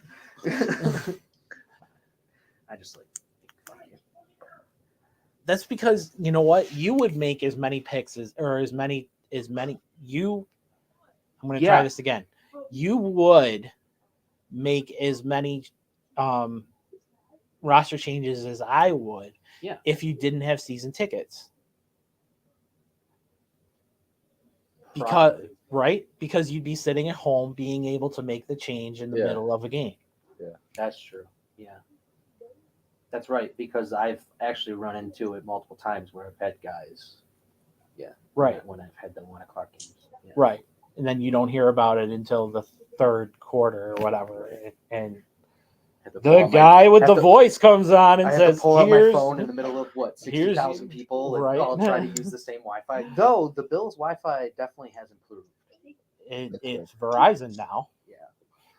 So go Bills. That tells you anything. Tells you who we like better. Well, yeah. I mean, I was on the guest Wi-Fi when I was at the preseason game last week, and I didn't really have any slow speeds at all. So that's a huge improvement based off it was not even remotely good. No. So like it was more Ever. worth it to wait for your phone to get the data To use data than- from your phone. Yeah, than to Yeah. use the Wi-Fi. They're saying that Gallup won't start on the pup this year. Yeah, That's good. yeah. Apparently he's ahead of schedule. Yeah, I That he like that just- because he's going late in a lot of leagues right now. Yeah. Yes, deal. Yeah. So I mean, we've talked about are we wrapping up? Yeah, we're gonna Okay, skip the let's- NFC. Well, let's do the NFC next week. We'll have our draft, but we still Yeah, we'll have our regular draft. and we season can do won't the start, NFC. right? Definitely. Yeah, the regular season doesn't start until September 8th. Bills Yeah, and so Rams. we'll have time. We'll do the NFC next week. Yeah. We appreciate everyone who's joined us. This has been fun. Yeah. We'll have the NFC next week, and then we can actually talk about Bill's roster the week after. Yeah. And then the because Bills will start. Cuts probably so this is the last week of the preseason game. Then they have the week off where they make the cuts. So Mhm. so if the preseason game is this weekend and our show's next week, we'll do fantasy. Cuts will happen, and then we'll have our show talking about the cuts. Our show would And be. then we'll have 2 days before the actual game starts at that point. We should do an earlier show. Actually, Because if you're saying 2 weeks out, then that's that would be Wednesday, and the Bills play The Thursday. night before. Right. Yeah. So probably like Monday or Tuesday. We I would probably I don't hate that as a Wednesday night don't right either. before the game. a you know what I mean? preview night. Yeah. Yeah. Maybe we can blitz through the NFC earlier and talk about our cuts or Well, our The NFC's projected. next week, right? So we're still not. Yep. So okay. I think we're. I mean, Yeah, it took us if we- about an hour. And then preview to- cuts. Yeah, NFC preview cuts, and then kind of. Yeah, we'll do that What happened with the cuts the next week. NFC fantasy stuff. We'll fly through it a little quicker. Then. We'll go through it a little quicker. We've learned. We've done better. We picked it up. We don't have to talk about the Bills for 25 minutes next week, because we're going to talk about them at the end, and we'll have our projected roster, where they have to cut down from 80 to 53, which is Yeah, we should. gonna be Yeah, we'll crazy go. Why don't we go through just the whole roster and we'll next all- week. Yeah, next week we'll all just decide. Yeah. who gets cut and one. Yeah, we'll come out with a team roster or Bubble we can- guys. Just do we the yeah, we could talk. I mean, we don't have to decide whether Yeah, Stephon Diggs is Diggs is gonna- going to yeah. get cut. All right, Yeah. yeah. right, yeah, but We'll just talk about how many we keep at each position because right, It's gonna be Is there going to be 7 wide receivers this year? or 7 cornerbacks, and Right. do you keep that kind of thing? So Hmm. the Bills Well, have so defensive much line. depth; it makes this fun, but also stressful because they're going to cut guys you like. Absolutely. Blackshear Um, better be there. That's all I know. He won't. I see him though being able to go to the practice squad. I mean, team when we're talking. I mean, I feel like and He's. this isn't I a think knock he's on Antonio UCJ, Williams. I don't Um, think he's anything. but I think fans. I think we like to overvalue what we see in the preseason. But I do think he looks good. But I think they'll be able to stash him. No problem. I hope so. I mean, they've been talking about him. They've been talking about even at camp though. About certain cuts he can make and the way. Yeah, that he looks can good. move He and- pops on the. Yeah, no, I wasn't. I just field. Yeah, I think it depends with Blackshear Who's too. impressed you more, Cook or him? him. Thank But- you. Has he impressed you more just because he's a UDFA and undrafted? I'm basing it off yards per clip and opportunities. Well, you know, I what? don't bet hate you what Cook Blackshear has is done. the starter this week. I don't hate it and either. we'll I'm see not what saying he's he's- able to do against ones. I That's think true. that's the That's true important. test. That's what I was gonna say. Was I don't Yeah. hate what Cook has done because Blackshear we've only seen against seconds at the highest. Yeah. I mean, his kick returns have been nice.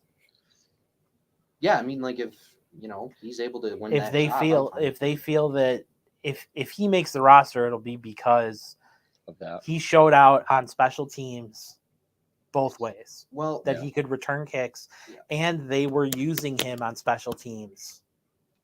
In both games, they were using him on to see if Well, he could when- play. just then this will be the last thing before we wrap up. But before yesterday when Bean had his press conference, he said that when they look at cuts, they're going to look at how the player plays on special teams, and they're more likely to take the guy who performs well on special teams versus the guy that's just good. You know what I mean? Oh yeah. Okay. So you like mean if they're equal? right, if they're at equal level, but the one guy is able to do special teams while the other guy maybe isn't that good at it, they're going to take the special teams guy every time. Yeah. So I think cuts will be interesting. Cuts will be interesting. we'll and talk about we'll that talk next about week. that next week. It'll be So, fun. Yes. Especially the special teams arguments because those are going to get interesting. We'll make sure to Matt Hack was signed by the Colts today. the Colts.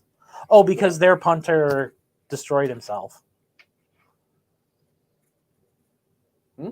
Their first string punter, he hurt himself doing Oh. some drill that punters aren't supposed to do. Nice. Okay. Punt in the bucket. Yeah, it was something. I forgot what. Stretches his leg too far or something. Yeah, leg stretchies or something. Ugh. That's a good one. Leg stretchies. Oh, Grandma says Achilles tendon. So. There we go. Yeah, he was. Help from the crowd. There you go. Thank you very much. Noah, CJ, last words. Can't wait to do the NFC and bubble roster bubble, guys. Yeah, we'll have a good week next week. Yeah. Well, with that And this said, was a good week this week. It was. Yeah, with that said, we appreciate you for watching if you made it all the way to the end. Remember to like, comment, and subscribe. Interact with us at Twitter at GameDay716. We appreciate everybody who watched today. And Jeb, thanks for your question. Definitely. As always, stay safe, stay happy, stay healthy, and we'll see you next time. Stay sunny, Buffalo.